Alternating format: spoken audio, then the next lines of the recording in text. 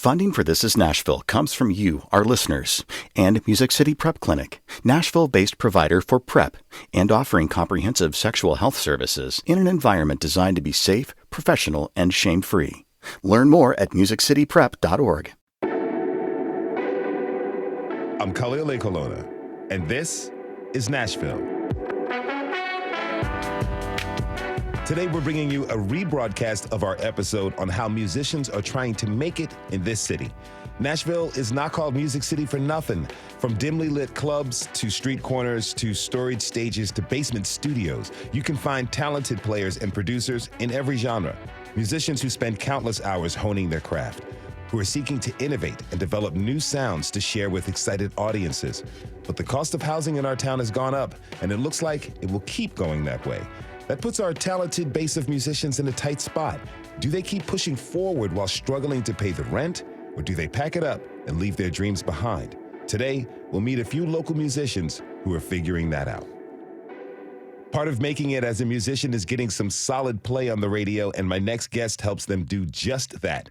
Julie Hight is the editorial director for WNXP, our sister station on 91.1 FM. Julie has been in the game for decades and knows what she's talking about. I'm happy to have her in the studio. Julie, welcome to This is Nashville.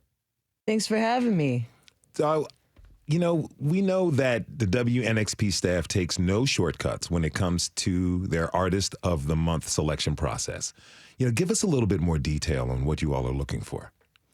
Well, it's not an exact science. It's not the same thing every time. But, in the case of Savvy, that was an artist that one of my colleagues, Paige Jack, she sent me this project that he dropped, I think last February, called Boys Wear Pearls. She sent me a SoundCloud link. And, and we talked about this is a really interesting artist. He's, the vantage point was really interesting where he was coming from. It made me want to learn more. So I started searching for him. And because he operates completely independently, is self-managed, is really doing his own thing with his own collective, that was easier said than done to actually find him. I got an email address, shot off an email, didn't hear anything for several months, and then tried again. And I didn't even realize the address that I was writing to. I thought I was writing to somebody who was maybe his manager named Elijah, and it was him. It was Savvy himself. He finally responded and he said, "Hey, it's me." And then, it was a matter of kind of diving into having a first conversation, getting to know him, finding out what he was up to, what he was working on. And then when I found out he was working on so many things, a clothing line, documentary, DJ duo, and an album, and there was, really interesting concept behind the whole thing, that felt like, this is the right moment to dig in and spotlight this whole body of work that he's doing, what he's up to. So you were talking about his vantage point when you were listening to his project. Go into that a little bit more for me. I mean, what was it that really drew you to his work? I think that, there was this kind of attitude coming across where there was a sense of humor, even when he would kind of throw shade in his songwriting.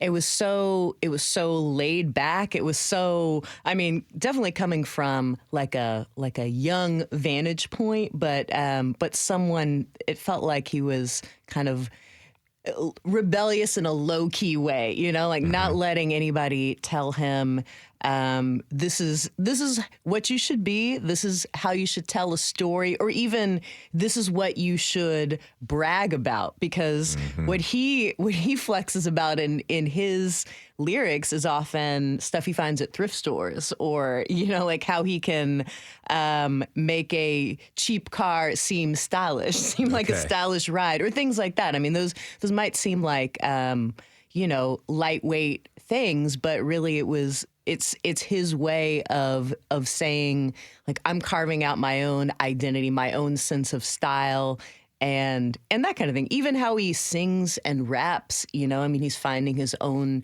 style. It's not about hitting the note in a perfect way, but having, bringing attitude to it, being as laid back as he actually is in real life, and as adventurous and spontaneous as he actually is in real life.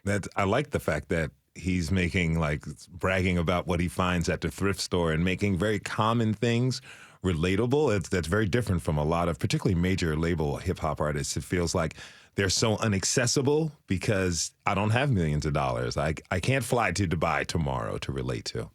Yeah. He's telling stories from the vantage point of somebody who grew up shopping in thrift stores by necessity with his family, because that's what was available to them. That was what was affordable. And then he's made it into his own style. So he's looking at, what happens when you have lived this experience, and you see how people perceive style and class and, economic means and the lack thereof. And when you want to take that, into your own control and make it he turns it on his head. So he gets to define what is style, what is stylish, what is creative, what is self-expression.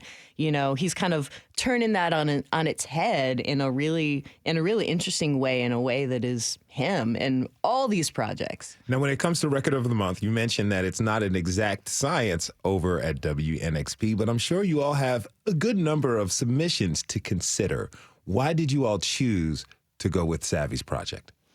I mean, we have stuff coming from all angles all the time, in the sense that there are reps that are hired, that is their job to send us music, working for a label or working independently, or they're artist managers, publicists, that kind of thing. So there's all this music coming from the official channels that we pay attention to, but we also want to make sure and not miss the work that's coming from artists who do not have that kind of framework around them, and so that takes paying attention to who's doing what in Nashville, and keeping your ears open and your eyes open, and talking to people and asking, every time I get to talk with an artist, I'll also ask them, who else are you watching for? Who are you listening for? Who should I really be paying attention to? Who do you believe in?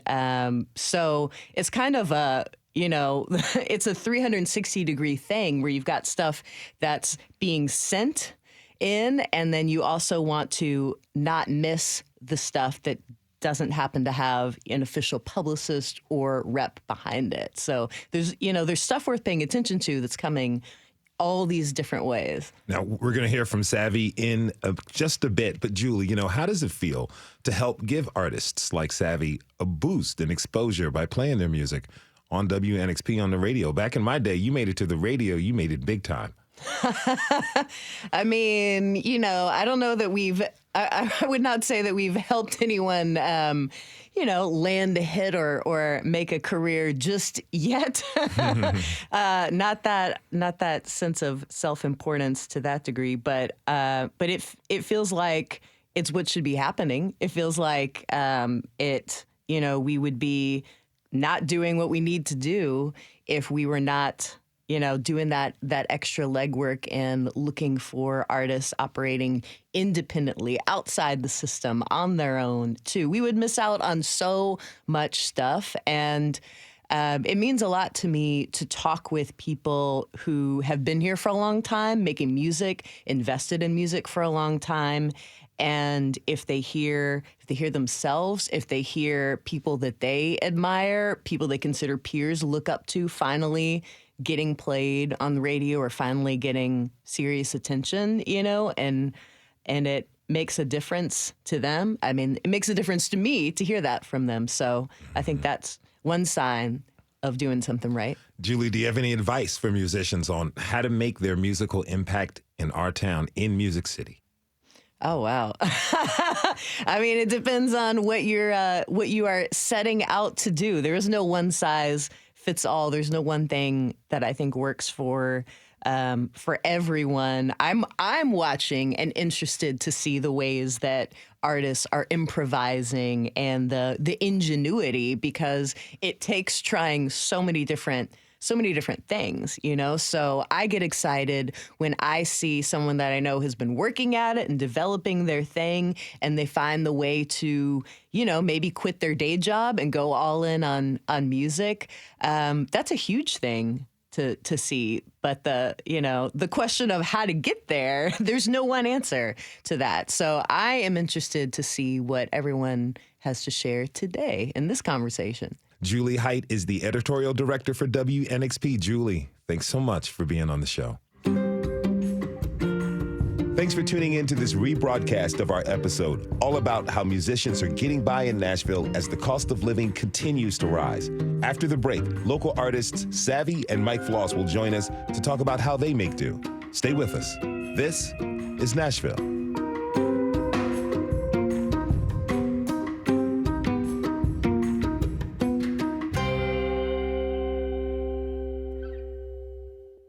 Funding for This is Nashville comes from you, our listeners, and Music City Prep Clinic, Nashville-based provider for PrEP and offering comprehensive sexual health services in an environment designed to be safe, professional, and shame-free.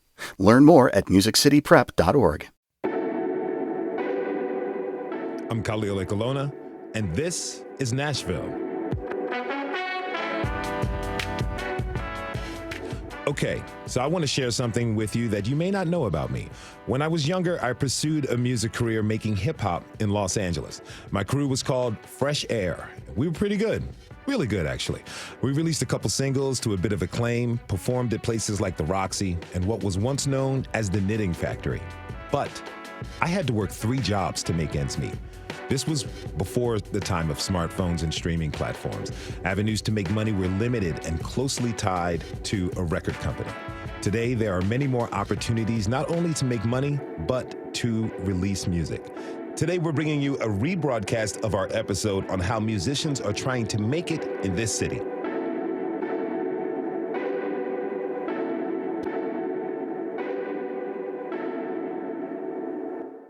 Now I'd like to introduce musician and producer Savvy.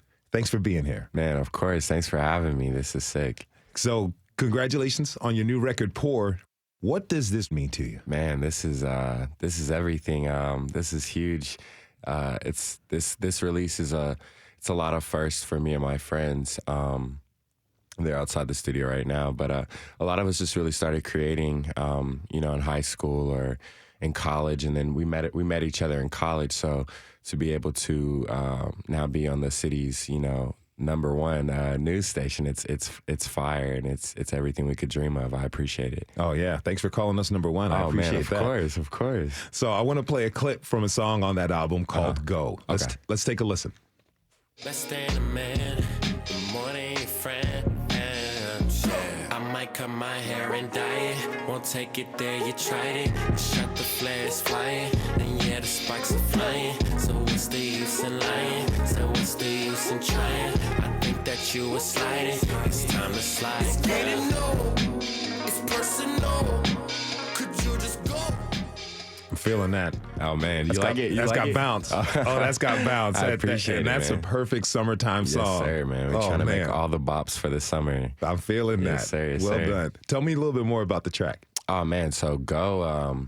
It's produced by my good friend Diamond Store, Jared Hall. Yeah, he played me the beat, and it was something that I haven't done before. I think as a musician, but also just as a creative on any medium, you always want to try new things to keep it exciting. So I think the music that I was listening to around the time when I made that song was very influential in me making that song. And it was just like a lot of indie pop, indie rock. Growing up, I used to listen to like a lot of The Police, a lot of bands, Chicago and stuff like that. So I think influence is everything, and what you listen to is going to show through, what you make.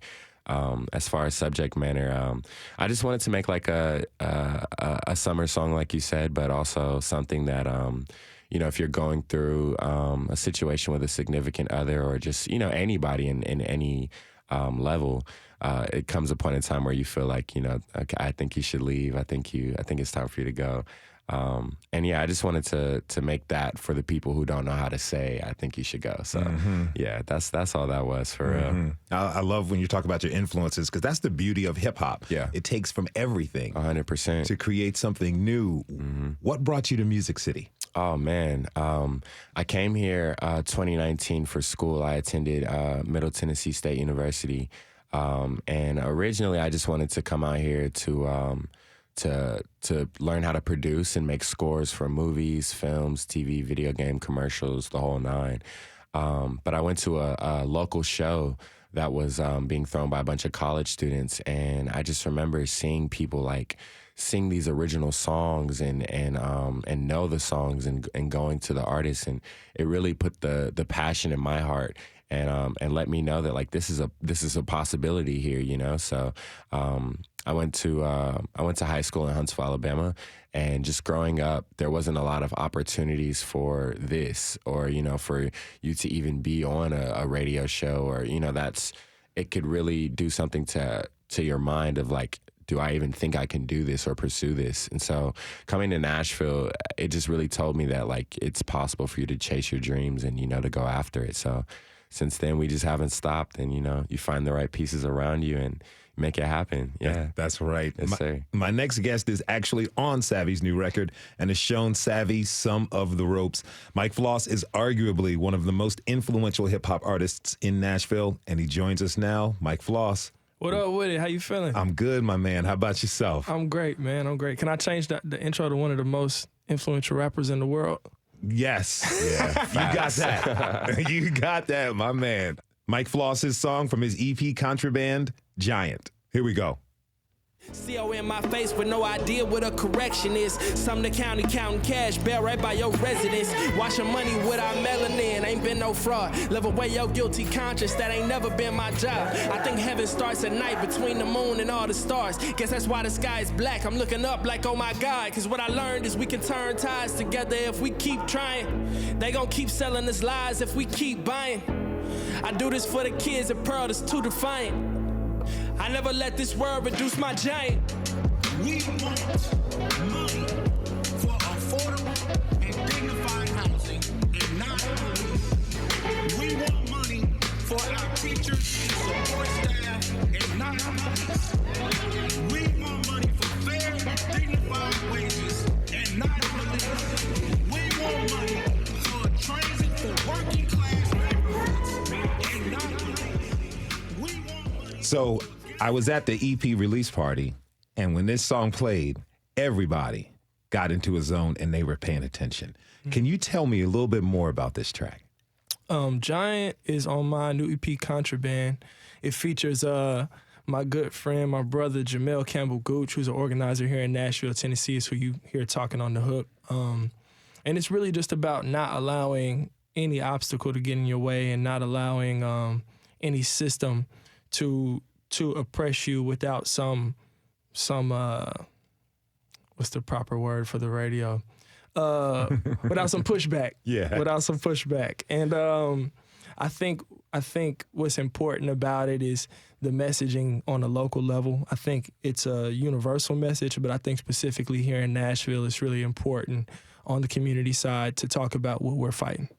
There's a line in there about the kids at Pearl. Can you talk to me a little bit about that? Yeah, I went to Pearl Cone High School, man. Played basketball, marching band, all of that. And the education system always doesn't accommodate black people culturally, right? So a lot of times you get punitive punishment in the school system for what may be creative expression, what may be a learning difference. And a lot of times, if a kid is not assimilating into that educational system, they just rule that person as unruly or defiant or some other type of term that leans towards criminality. So a lot of times I think those are the real fighters and the people that make change in this world, and those are the people that's going to stand up when everybody is being told to sit down. So that's what I feel a lot of my music is for. The project had a little bit of an unusual genesis. Yeah, how did you make Contraband? Contraband was made, well, first I have residence. I was first musician in residence with the Civil Rights Corps, which is an organization that's fighting for reform and reform as a means to abolition when it comes to the prison industrial system. And I wanted to make some music that could be cool to listen to and easy to listen to and not preachy, but also get a message across. So we just started off with the idea of what does a world look like without police, or what does a world look like without everything being punitive in terms of punishment, and think more about restorative justice. So your father, Rod Magaha, is a jazz musician. Did he give you any advice about navigating the world of music and the music business? Oh, for sure. He said everybody's going to try to rob you. Never sign nothing without reading it, and also having the lawyer read it. He also was very clear about the fact that if you think you're just going to come in the system and it's going to be, a smooth sailing and an easy path, then you're in the wrong business. There's no one way to anything in this business. There's no set path. There's no set journey. There's no stories that you can listen to that's going to apply to you, because everyone's is unique. So I kind of came into it with that mindset. It's rare for a musician to go out there and to make it on their own. You need a community for support. So, Savvy, how has Mike helped you? Oh man, we would be here all day if I had to talk about that. But just to keep it brief, man, this is the big brother I've always wanted, and I just really appreciate him for being so welcoming from the moment I met him, and just even conversations on the side, just that have nothing to do with music or creativity, just life advice, whether it be about girls, sports, whatever, fashion, just anything. It's always been love at the core. And so I just really appreciate him for always being there to share the wisdom that he has, and the stories that he has been through, and the stuff that he's done. It's been so pivotal to have somebody who does what you do and does it at an exceptional level. So other than me already being a fan of him and his music and what he does, the real life conversations and the day-to-day checkup and stuff like that, that's what means the most, more than anything. If you're just tuning in, this is Nashville, and I'm your host, Khalil Ekalona. We're talking about how working musicians are finding new ways to survive in our town as the costs of living keep going up. My next guest is a multi-instrumentalist and the co-founder of the Nashville Concerto Orchestra. Larissa Maestro has performed with everyone from Allison Russell to Eminem, and she joins us now. Welcome, Larissa. Thank you so much for having me. I'm curious, really, thank you for being here. Yeah. So I'm curious, how did you find a path to making a living making music? I feel like it was all just an accident.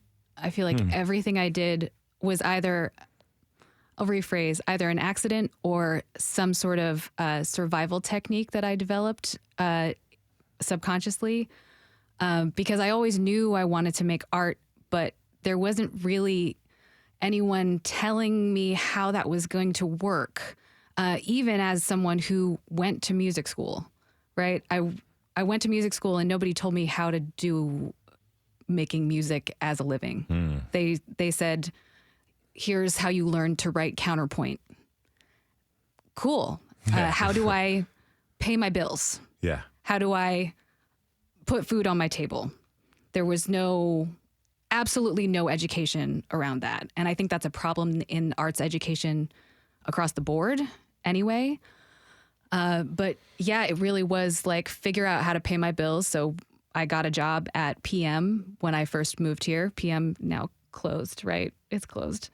And that was because there aren't a lot of Asian Americans in Nashville. So I very easily walked in there and got a job.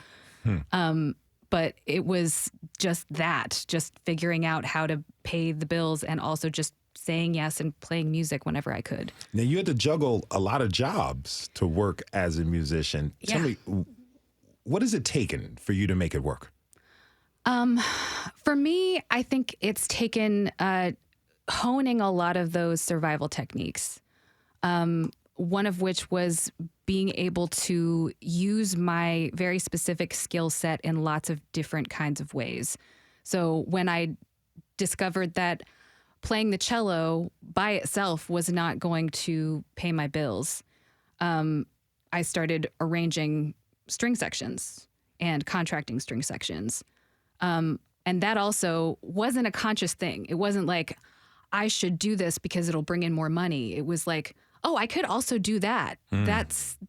That seems fun and also is more work. And I'm gonna do that. I'm gonna keep saying yes when people ask me to do something I've never done before, which was, I think, something that I was totally good to embrace because I have ADHD and I need the dopamine as well as the money. Okay. And that I like that because it's the development of new skills as well. Yes, absolutely.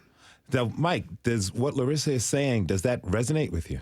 100%. The only reason why I make beats was because of opportunity, and because of not having money to buy beats or not having money to pay producers, so you have to learn the skills that you can't pay for, that you can do for yourself for free. And a lot of that is what I've been able to do, to sustain myself and to kind of cut my overhead down. Because a lot of times it's not how much you have coming in, it's about how much you have going out.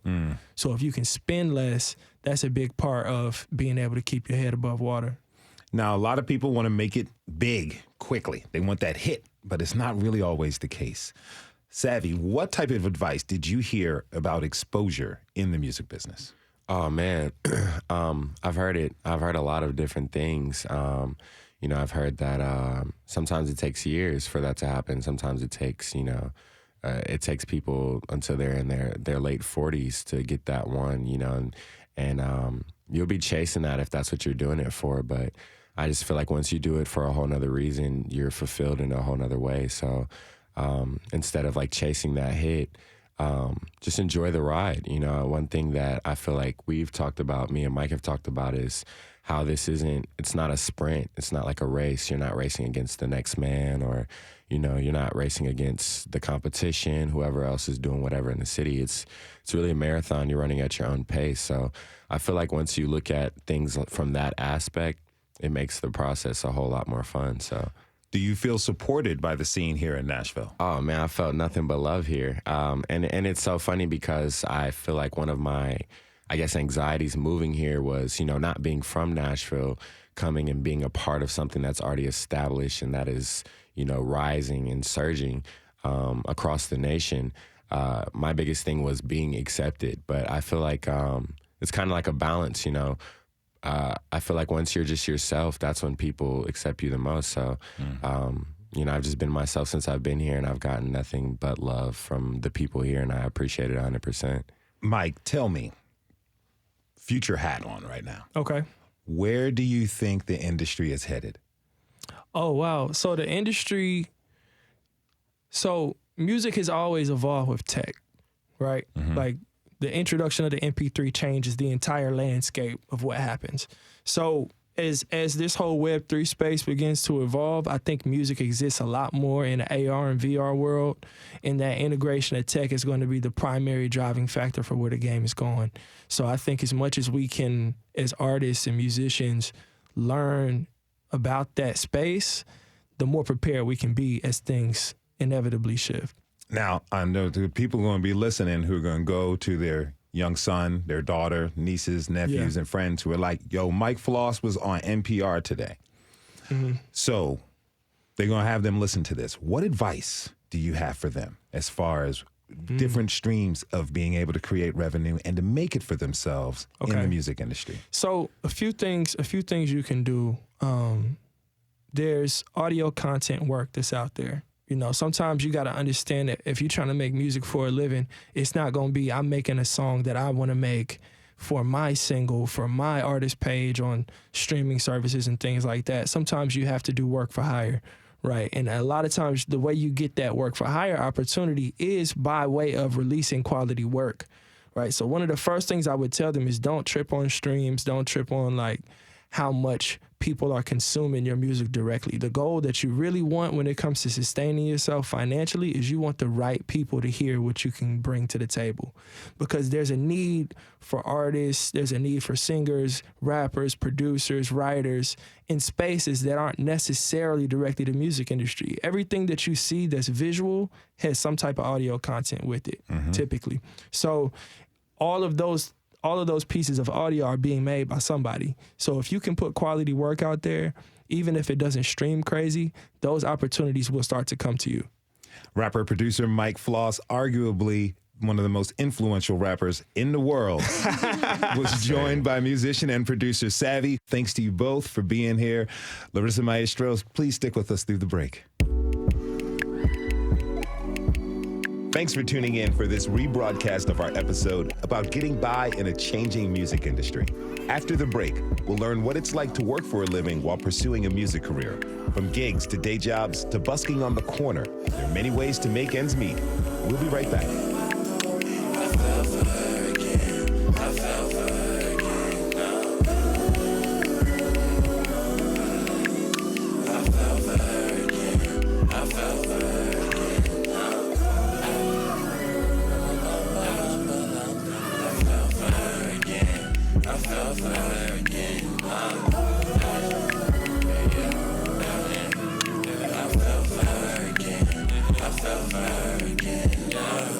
Fell again, gon' spread the word, yeah, tell a friend. Then the shit hurt like a settlement. Had to eat the dirt like gelatin, yeah. Metal man, feel like my heart ain't relevant. Feel like a kid, no, let him in. Got me up late, no, let him in, yeah. She gonna trip me up, yeah. She wanna see me cry. She gonna push me down. I know it happens every time. I'ma keep slipping up, yeah. I believe every lie. But I just can't believe I fell for her again this time. I fell for her again. Fell again.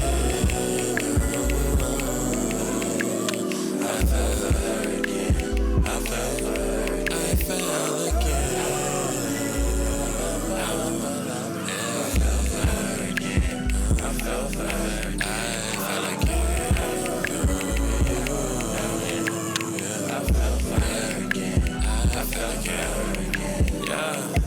Again, I swoop down like pelican.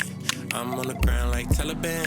Shirt on brown like melanin. Yeah, well again, guess my feelings irrelevant. Shit you doing, I ain't telling them. Heart on ice, I can't let it in. Yeah. I'm Khalil Ecolona, and this is Nashville. On a sunny day last fall, our producer, Tasha A.F. Lemley, went to the Parthenon to meet a friend who had told her, "You have got to come hear this guy." It was a familiar scene here in Nashville. A delighted crowd gathered around to listen as a man held court on some steps, wailing away on the saxophone.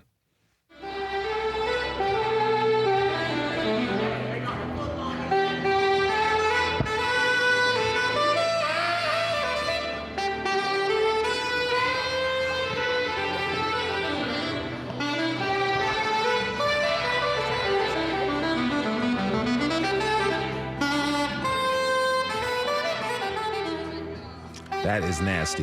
The man playing the saxophone is my next guest, Jermaine Pitts. Jermaine, welcome to the show. Oh, thank you. So I know it's been a while, but do you remember how much you made that day? I probably made like maybe $400, maybe a little more than that. That's not bad. Yeah, no, it's not bad at all. Now, I understand that you've played the saxophone for a long time, but it wasn't until the pandemic hit that you started doing it publicly. Yeah, I had no idea that anybody would even want to hear me play saxophone. For the most part, I played in my bedroom by myself, in a closet, maybe, late at night when nobody was awake, but not really for anybody. I'd play it, somebody would ask me to play at church and I'd be like, I don't know if I got it in me, because I was afraid. So what led you to making that decision to break through that fear and start playing in public? COVID forced me to do it. So during COVID, I got furloughed from my job. I didn't think I was going to get furloughed. I was like, oh, my job's in demand. There's no way. There's no possible way. And when it happened, I had all this time on my hands. The government was giving me enough money to survive. So I just, wherever there was concrete, I would play. And one day, I used to play with my case closed, and somebody came up to me and tried to give me money. And I said, no. I would always tell people, no, I don't need it because I'm getting paid from the government. Mm-hmm. And the guy opened my case up, and he put a $100 bill in there, and he said, I know you're not supposed to be here. I forget where I was at the time. I know you're not supposed to be here. And he said, if you don't leave this case open, I'm going to call the cops. And you take this money because you have blessed me and I want to bless you. And it was at that moment a light bulb went off in my head. I was like, somebody actually likes what they're hearing. Okay. Yeah. What aspects of busking what are the aspects of busking that people may not know about? I know it's not as simple as just setting up at a particular place and time and playing, is it? No, you have to. There are unwritten rules to busking, especially as a horn player. You have to know, you don't want to play too late. You definitely don't want to play in a residential area too loud. You need to know where the people are. And most of the people are obviously on Broadway. But Broadway is not, you can't busk on Broadway. It is probably the only place in the city where it's illegal to busk.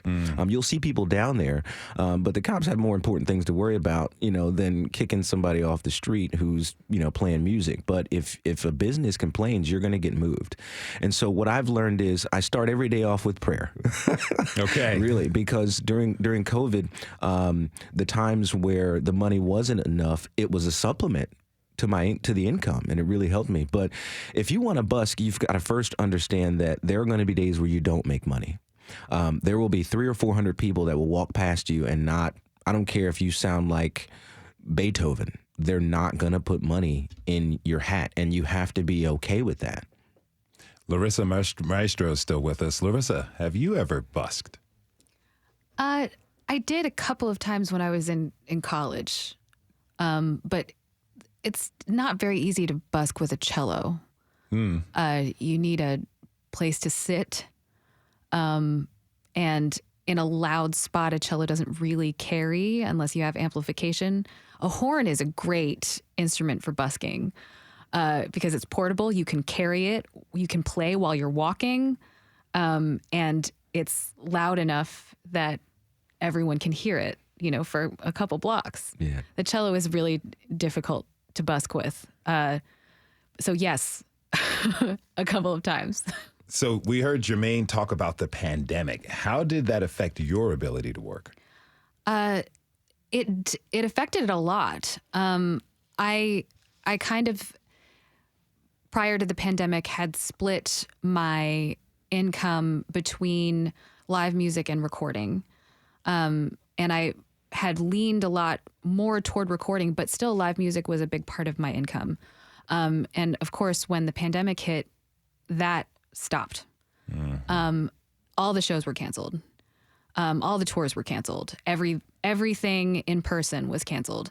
And because some of my income and some of my work is chamber music, that was just not an option. Chamber music is very, very dependent on being in a room together. Like you can't play a Beethoven string quartet without making eye contact with the other players. You can't do that remotely. It's just not possible.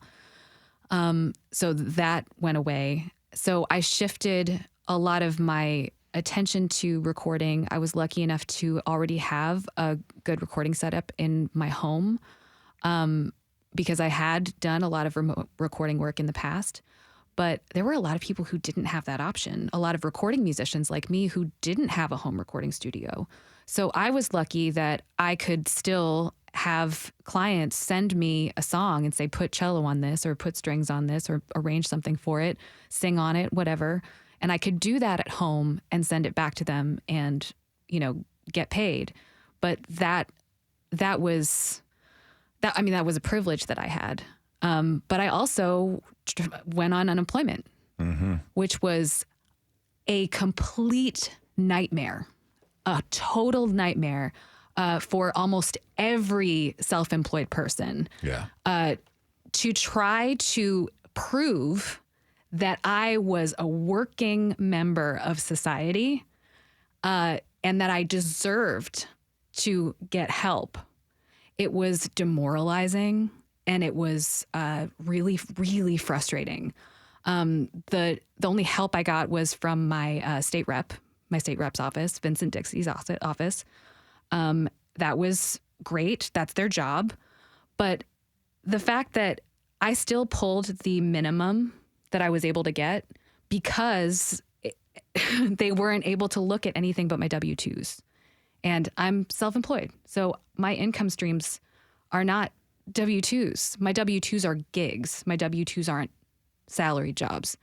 And the fact that the system was not set up for anyone in those offices to understand that was eye-opening to me and how gig workers and self-employed people are treated in those situations. And it was just so exhausting. It was really just the worst. That those first few months of the pandemic, trying to figure out how to not just go into total debt. And also my water heater needed to be replaced like 5 months into the pandemic. That was like one of those things that was just like, how come I have no support? And I know that I'm not the only one that felt that way. And that there were people, I had friends, self-employed music workers who never received unemployment, who were never able to get it, just because they weren't able to prove that they were tax-paying members of society. Yeah. And that is just ridiculous to me. It's ridiculous. I want to ask you about some of the thoughts for solutions we have that you have in a minute. But if you're just tuning in, this is Nashville, and I'm your host, Khalil Lecolona. We're talking with musicians Larissa Maestro and Jermaine Pitts about working as musicians in our city and what it takes to create a sustainable income. We were talking about the pandemic and how it affected musicians' ability to work. And I have a lot of friends who are DJs, and it was tough for them as well. Some of them also never received unemployment, and it took forever, and it took them calling their state representative and government officials to really make some work happen for them. And my next guest knows about how hard it is to work during a pandemic. Andrea Guess is a musician who played gigs during the height of the pandemic. Andrea, thanks for joining us. Thanks so much for having me. Okay, so the pandemic is spreading around like wildfire across the globe, and you were still playing gigs on Broadway. What was that like? Well, to make money, to pay bills was the main goal, but it was also scary because, there weren't any vaccinations at the time, and venues were doing all that they could to provide social distancing. When you're used to a room being full of people and it's down to maybe 10, 15 people allowed in, if it's a small venue, obviously the revenue is not going to be the same. And it was scary. I was like, I have to keep going. I have to keep playing, but not knowing what was going on, what was going to happen next. It kind of kept you on pins and needles the entire time. A lot of musicians don't have health insurance or a 401k plan. So how did that affect your decisions on what gigs to take? Well, when everything shut down, I had gone from playing, 400 shows in 2019, down when everything shut down in March to nothing. I had to, pick up another job. I didn't have health insurance. So I was like, okay, bills are still coming in. They had mentioned before, couldn't get unemployment. I was like, I have to do something, and just taking a risk. And it probably wasn't the smartest thing that I've ever done. But I was like, these bills are going to keep coming in, and I've got to pay them. Otherwise I'm going to lose everything I have. And, also going through a divorce, it felt like the whole world was really falling apart. So I had to pretty much pick up and do anything I possibly could just to make ends meet.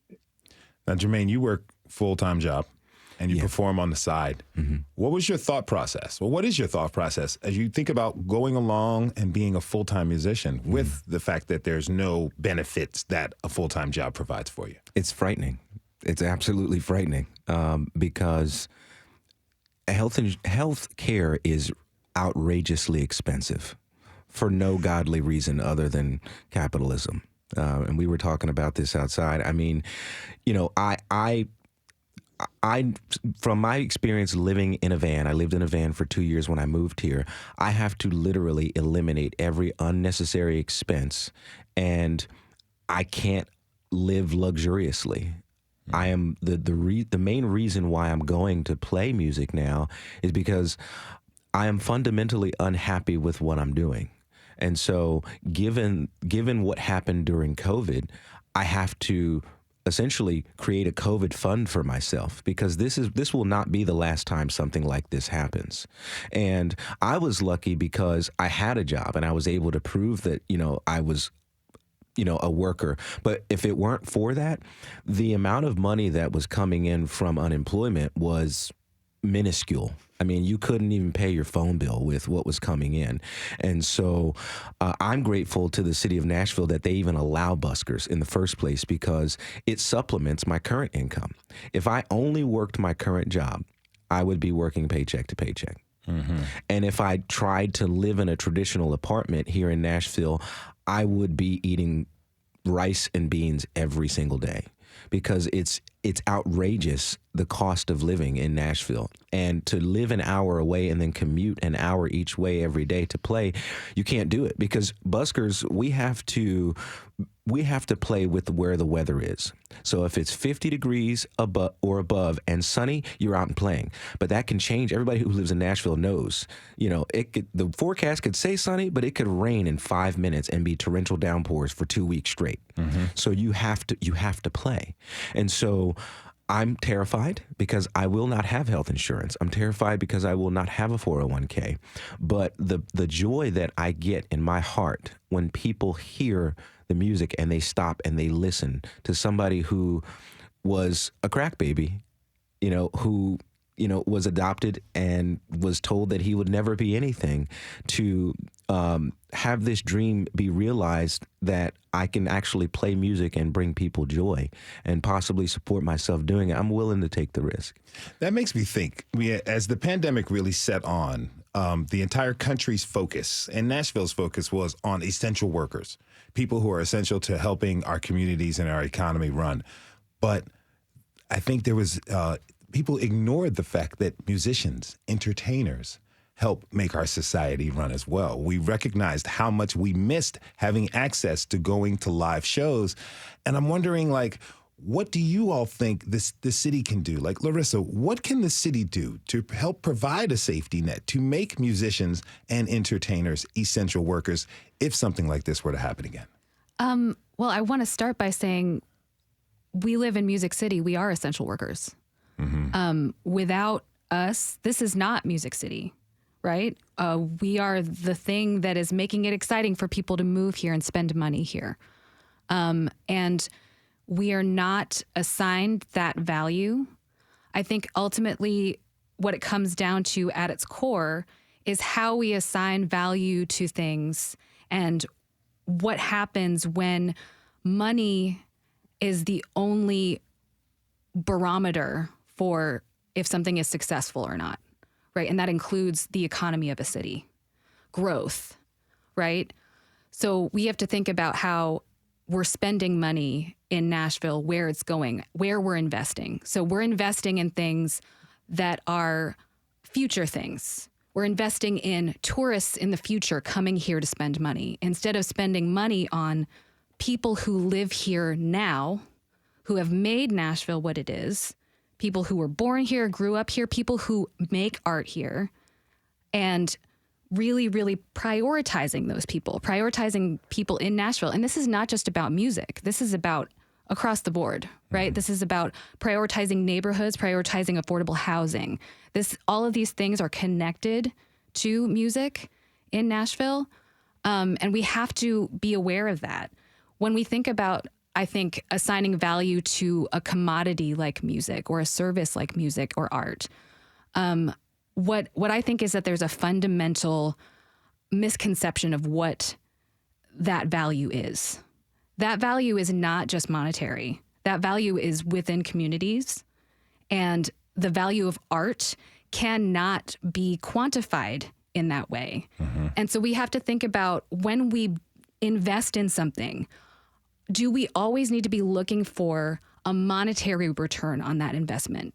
Can we be looking for a community building return on that investment? Can we be looking at how are my neighbors doing? Are they doing better? Are they happier now because we made that investment in our community? Andrea, last question for you. We got about 30 seconds, but what can the city do to ensure that musicians can still live here and survive in Nashville?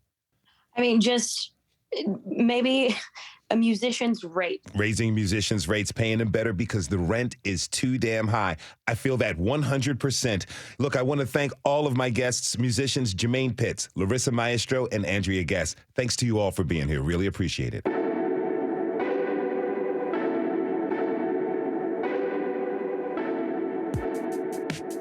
Thanks for tuning in for this rebroadcast. This is Nashville is a production of WPLN News and Nashville Public Radio. Our senior producer is Steve Harouche. Our digital lead is Anna Gallegos-Cannon. Michaela Elias is our technical director. Our executive producer is Andrea Tudhope. The masterminds behind our theme music are LaRange and Namir Blade. Listen back at thisisnashville.org or wherever you get your podcasts. The conversation doesn't end here. Tweet us at This Is Nashville. Find us on Instagram and tell us what you want from our show by filling out our quick survey online.